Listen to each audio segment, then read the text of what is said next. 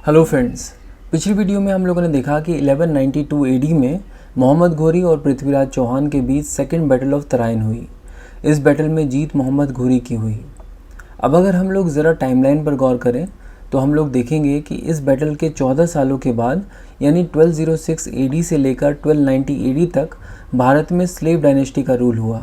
Slave dynasty Bharat में rule करने वाली पहली मुस्लिम डायनेस्टी थी और इस डायनेस्टी के पहले रूलर थे कुतुबुद्दीन ऐबक, जो कि मोहम्मद घोरी के सबसे वफादार, सबसे लॉयल और सबसे कैपेबल स्लेव हुआ करते थे।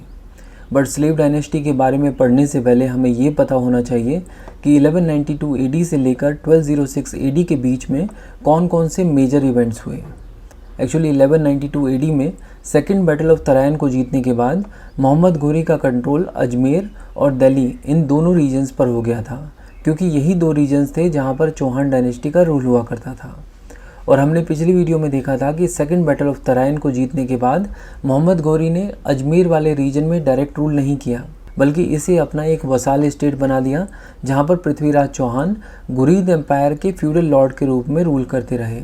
लेकिन कुछ ही समय बाद पृथ्वीराज चौहान मोहम्मद घोरी के खिलाफ कॉन्स्पिरेसी करते हुए पकड़े गए और इसीलिए उन्हें एग्जीक्यूट कर दिया गया और उनके बाद उनके नाबालिग बेटे गोविंदराज थर्ड को नेक्स्ट फ्यूडल लॉर्ड बनाया गया। बाद में उन्हें भी हटा दिया गया और फाइनली अजमेर वाले रीजन को तुर्किश जनरल के हाथ में दे दिया गया। गोविंदराज थर्ड इसके बाद रणथंबोर चले गए, जहां पर उन्होंने वापस से चौहान डायनेस्टी को रीइस्टेब्लिश करने की कोशिश की। इनके बारे में हम लोग आगे की वीडियोज़ में पढ़ेंगे। अब बात करते हैं दिल्ली की। तो वैसे तो जब सेकेंड बैटल ऑफ तराइन हुआ था तो उस समय दिल्ली पर पृथ्वीराज थर्ड का कंट्रोल हुआ करता था, लेकिन पृथ्वीराज चौहान को हराने के बाद मोहम्मद घोरी ने दिल्ली को रूल करने की जिम्मेदारी तोमर्स को दी एज अ फ्यूडल लॉर्ड। और वो इसलिए क्योंकि दिल्ली को एक्चुअली में तोमर्स ने ही बसाया था और तोमर्स ही दिल्ली के ओरिजिनल रूलर्स थे। लेकिन यहाँ भी सेम चीज़ की गई। कुछ ही समय के बाद तोमर्स को हटाकर दिल्ली का कंट्रोल तुर्किश जनरल्स के हाथ में दे दिया गया। तो सीधे और साफ शब्दों में ये कहा जा सकता है कि सेकेंड बैटल ऑफ तराइन के बाद अजमेर और दिल्ली इन दोनों रीजन्स पर तुर्किश रूल इस्टेब्लिश हो गया था।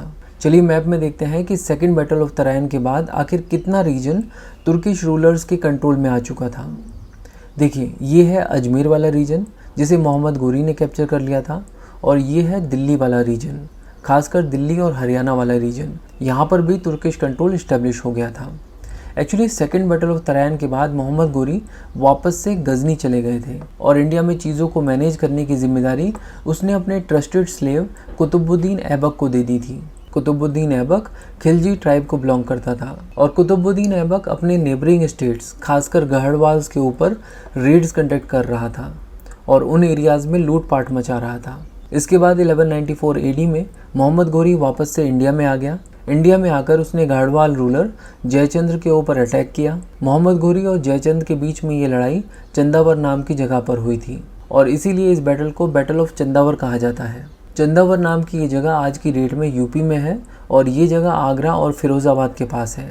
अगर पूछा जाए कि गढ़वाल किंगडम की कैपिटल कन्नौज से चंदावर कितनी दूर थी, तो ये डिस्टेंस लगभग 600 किलोमीटर का है और इस रास्ते में आपको आगरा से होते हुए जाना पड़ेगा। बैटल ऑफ चंदावर में गढ़वाल रूलर जयचंद्र की हार हुई और इस तरह अब गढ़वाल किंगडम पूरी तरह से तुर्किश कंट्रोल में आ चुका था। यानी अब तुर्किश कंट्रोल ईस्ट में बिहार के बॉर्डर्स तक पहुंच चुका था। तो इन डिटेल्स के बेस पर अब इस बात को आसानी से समझा जा सकता है कि सेकेंड बैटल ऑफ तराइन और बैटल ऑफ चंदावर ने भारत के नॉर्थ इंडिया में तुर्किश रूल को पूरी तरह से इस्टेब्लिश कर दिया था और इन तुर्कियों ने भारत में जिस जगह अपना पावर सेंटर बनाया था वो जगह थी दिल्ली। और दिल्ली को सेफगार्ड करने के लिए मोहम्मद घोरी ने बयाना और ग्वालियर के फोर्ट्स को कैप्चर किया था ताकि वो साउथ से होने वाले हमलों से दिल्ली को बचा सके। ये दोनों फोर्ट्स चंदेलाज की टेरिटरी में हुआ करते थे, बट अब इनके ऊपर तुर्किश कंट्रोल इस्टेब्लिश हो गया था। तो अब आप देख सकते हैं कि 1194-95 एडी तक सिचुएशन ये है कि अभी भी ऐसे कई सारे राजपूत किंगडम्स हैं जहाँ पर तुर्किश इन्फ्लुएंस नहीं पहुँचा है और ये राजपूत रूलर्स अपने अपने एरियाज़ में इंडिपेंडेंटली रूल कर रहे थे। चलिए अब एक ब्लॉक डायग्राम के थ्रू घुरीद एम्पायर के टेरिटोरियल एक्सटेंट को समझने की कोशिश करते हैं। देखिए, मोटे मोटे तौर पर घुरीद एम्पायर को 3 पार्ट्स में डिवाइड किया जा सकता है। इनमें पहला पार्ट होगा वो रीजन जो कि अफ़गानिस्तान और उसके आसपास के रीजन को बिलोंग करता है और यहाँ पर 2 पावर सेंटर्स थे, घुर और गजनी।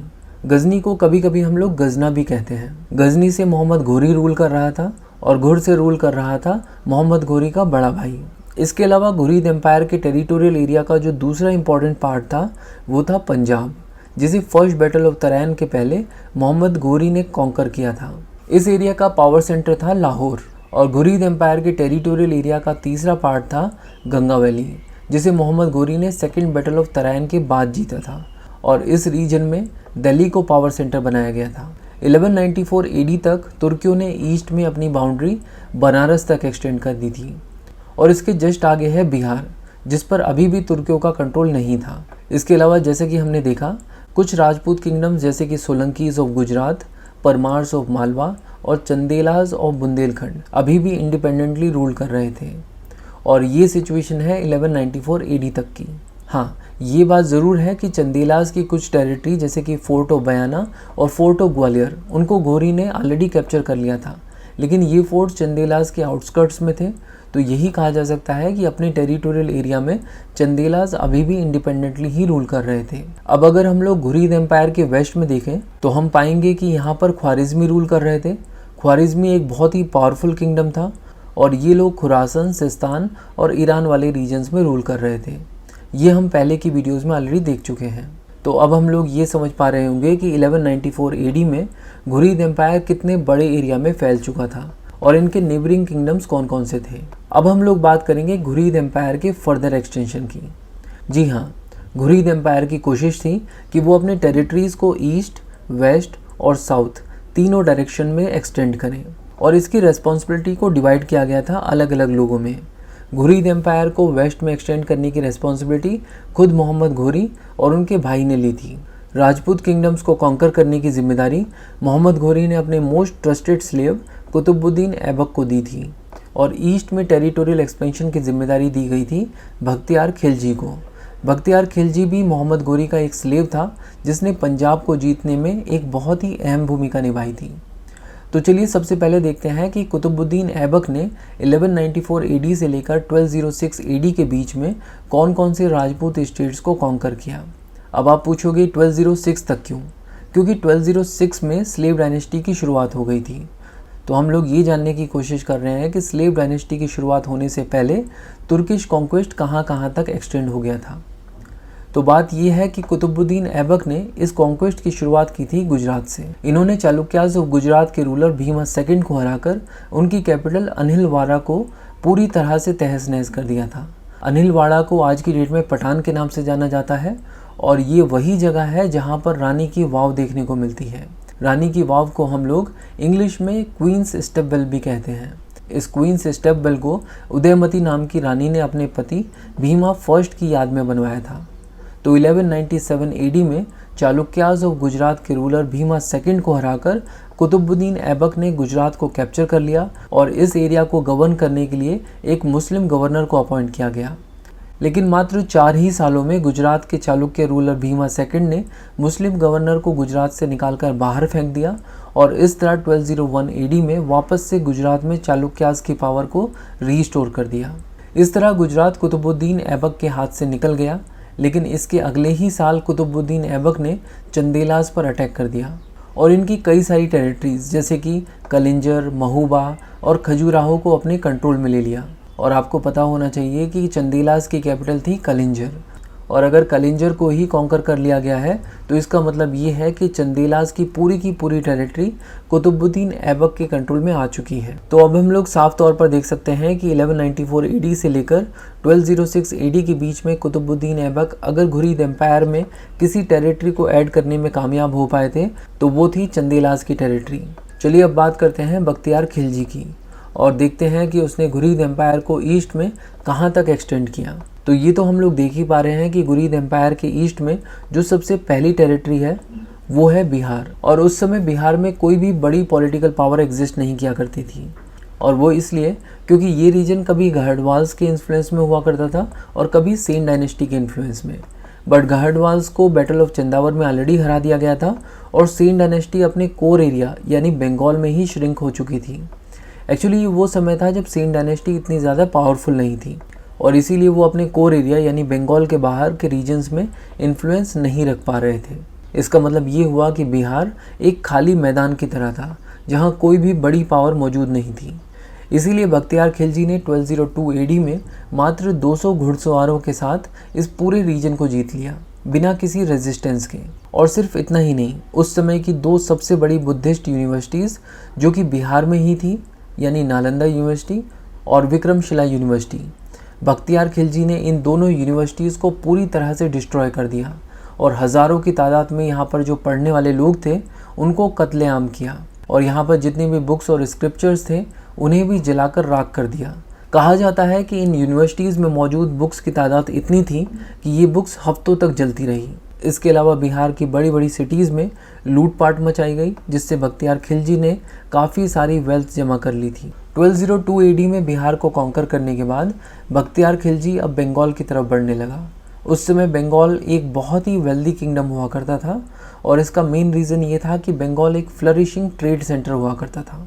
और हम मेडिवल हिस्ट्री की शुरुआत की वीडियोस में ये ऑलरेडी पढ़ चुके हैं कि बंगाल में 750 एडी से लेकर 1162 एडी तक पाल डायनेस्टी का रूल रहा और 1162 एडी के बाद के पीरियड में यहाँ सेन डायनेस्टी ने अपना रूल इस्टेब्लिश कर लिया था।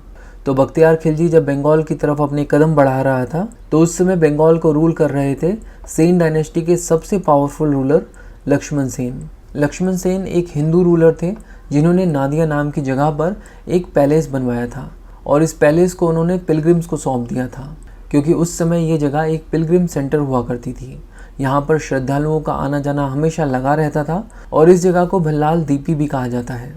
यहाँ पर जो स्ट्रक्चर मिला है उससे ऐसा लगता है कि लक्ष्मण सेन के समय में ये जगह या तो वैष्णविज्म का एक पिलग्रिम सेंटर हुआ करती होगी या फिर एक बुद्धिस्ट सेंटर, क्योंकि जिस स्ट्रक्चर की बात हम लोग कर रहे हैं वो एक बुद्धिस्ट स्तूप या फिर विहार जैसा लगता है। लेकिन आर्कियोलॉजिकल रिमेन्स के बेस पर आर्कियोलॉजिस्ट इस बात को तय नहीं कर पाए हैं कि ये स्ट्रक्चर एक टेम्पल था या फिर एक बुद्धिस्ट स्ट्रक्चर। लेकिन इतना तय है कि ये जगह एक पिलग्रिम सेंटर हुआ करती थी जिसे बख्तियार खिलजी ने अपने कंट्रोल में ले लिया था और इसके बाद मात्र 18 घुड़सवारों के साथ वो बंगाल की कैपिटल लखनौती को कैप्चर करने के लिए निकल गया। बख्तियार खिलजी ने बंगाल को जिस तरह से कैप्चर किया उसका दूसरा एग्जाम्पल ना तो हिस्ट्री में उससे पहले हुआ था ना उसके बाद कभी हुआ। बख्तियार खिलजी लक्ष्मण सेन के दरबार में घोड़ों के व्यापारी के रूप में पहुंचा। उसने बताया कि उसके पास बहुत ही अच्छी नस्ल के घोड़े हैं और वो बंगाल के रूलर को इन्हें बेचना चाहता है।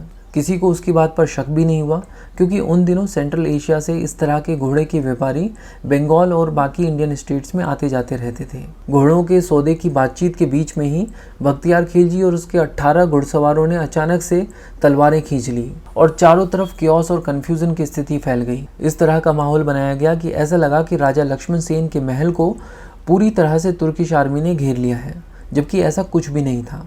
इस तरह से अचानक से हुए हमले में लक्ष्मण सेन डर गए थे। बट आप कहोगे कि लक्ष्मण सेन तो एक बहुत ही पावरफुल राजा थे, तो वो इस तरह के साधारण हमले से कैसे डर गए?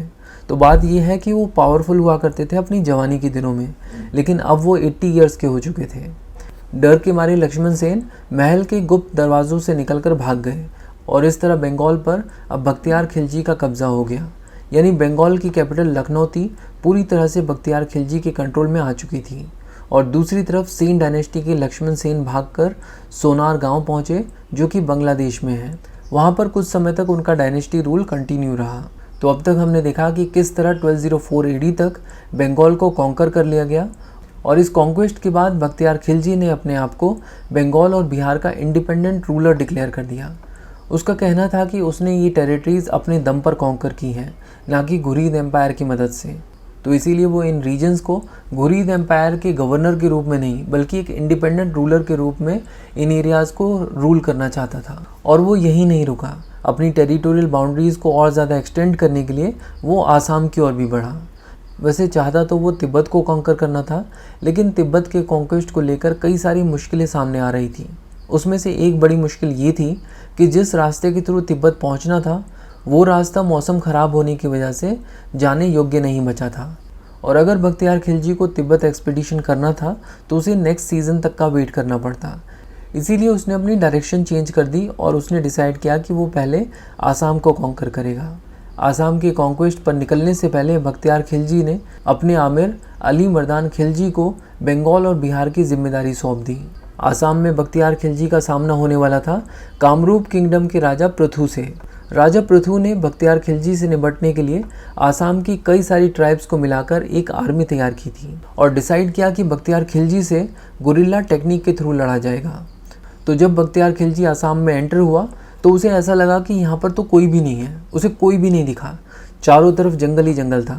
राजा पृथु का प्लान था कि वो बख्तियार खिलजी और उसकी आर्मी को आसाम के घने जंगलों तक ले जाएंगे और वो ऐसा करने में कामयाब भी रहे। बख्तियार खिलजी आसाम के जंगलों में अंदर और अंदर घुसता चला गया, लेकिन उसे राजा पृथु और उनकी आर्मी का कोई भी इंसान नहीं दिखा।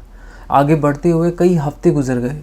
बख्तियार खिलजी की आर्मी के खाने पीने का सामान भी ख़त्म हो रहा था और आसाम में उसे पीने का पानी तक नसीब नहीं हुआ, और वो इसलिए क्योंकि पानी के जितने भी स्रोत थे उन्हें भी राजा पृथु और उनकी आर्मी ने पूरी तरह से दूषित कर दिया था, ताकि बख्तियार खिलजी की आर्मी को पीने के लिए पानी भी ना मिले। और जब बख्तियार खिलजी की आर्मी पूरी तरह से थकने और बेहाल होने लगी तो राजा पृथु और उनकी आर्मी ने बख्तियार खिलजी की आर्मी के ऊपर गुरिल्ला अटैक्स करने शुरू कर दिए। इसके अलावा बख्तियार खिलजी की आर्मी को हरेस करने के लिए उन पर अलग अलग तरीके इस्तेमाल किए गए। बख्तियार खिलजी की आर्मी पूरी तरह से छिन्न भिन्न होने लग गई। ऐसा करते हुए राजा पृथु की आर्मी ने बख्तियार खिलजी की आर्मी को एक ऐसी जगह तक पहुंचा दिया जहां सामने तीस्ता रिवर थी और पीछे राजा पृथु की आर्मी।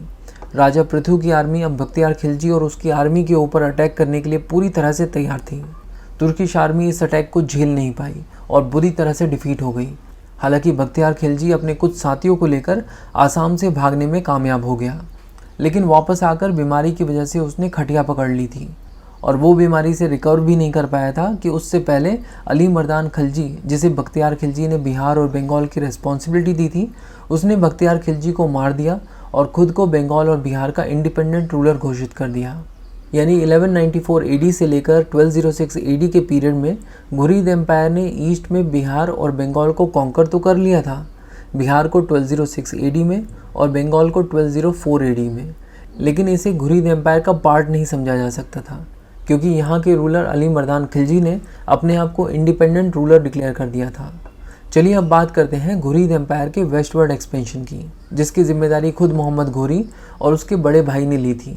और जैसा कि हम लोग देख सकते हैं, अगर घुरिद एम्पायर को वेस्टवर्ड एक्सटेंड करना है तो उन्हें लड़ाई करनी होगी ख्वारिज़मी से, जो कि खुरासन, सिस्तान, ईरान और इराक वाले रीजन्स को रूल कर रहे थे। ईयर 1203 एडी में ख्वारिज़मी एम्पायर के सामने घोरी और उसके भाई की काफ़ी बुरी तरह से हार हुई, और इससे मोहम्मद घोरी और उसके भाई को ये बात समझ में आ गई कि वो अब वेस्ट में एक्सपेंड नहीं कर पाएंगे और उन्हें अपना पूरा का पूरा फोकस वापस से अपनी उन टेरिटरीज़ पे करना होगा जो कि भारत में है। बट याद रखिए, आप चाहे कितने भी स्ट्रॉन्ग हो, जब आप किसी एग्ज़ाम में फ़ेल हो जाते हो तो आपके अपोनेंट्स यही समझते हैं कि अब आप उतने स्ट्रॉन्ग नहीं रहे या फिर आपका बुरा समय शुरू हो गया है। और मोहम्मद घोरी के साथ भी ऐसा ही हुआ। जैसे ही गंगा वैली और पंजाब वाले रीजन्स में ये खबर पहुंची कि मोहम्मद घोरी और उसके भाई को ख्वारिज़मीज़ के सामने हार का मुंह देखना पड़ा है, तो मोहम्मद घोरी के अपोनेंट्स का हौसला बढ़ गया और उन्होंने भी घोरी के खिलाफ विद्रोह कर दिया। और इस तरह का सबसे बड़ा विद्रोह वेस्टर्न पंजाब वाले रीजन्स में देखने को मिला, जहां पर एक लड़ाकू ट्राइब जिन्हें खोकर्स कहा जाता था, उन्होंने मोहम्मद घोरी के खिलाफ विद्रोह कर दिया। इन खोकर्स ने गजनी और लाहौर के बीच के कम्युनिकेशन को कट कर दिया। बट घुरिद एम्पायर इतना भी कमज़ोर नहीं हुआ था कि वो ऐसे छोटे मोटे विद्रोह को दबा ना पाए। 1206 एडी में मोहम्मद घोरी ने खोकर्स के ऊपर अटैक किया और इनकी चटनी बना दी। इस विद्रोह को ख़त्म करके मोहम्मद घोरी जब वापस से गजनी जा रहे थे तो एक कट्टर मुसलमान ने मोहम्मद घोरी को मार दिया। उसका मानना था कि मोहम्मद घोरी सच्चा मुसलमान नहीं है और ना ही वो इस्लाम को आगे बढ़ाने के लिए कुछ कर रहा है, और इस तरह 1206 एडी में मोहम्मद घोरी की मौत हो गई। तो ये थी details Turkish conquest of north India की। यूपीएससी के लिए इंडिया की history, Indian polity, Indian economy और इंडियन ज्योग्राफी के लिए बुक्सतावा की प्लेलिस्ट को फॉलो कीजिए। Thank you so much for watching and supporting बुक्सतावा।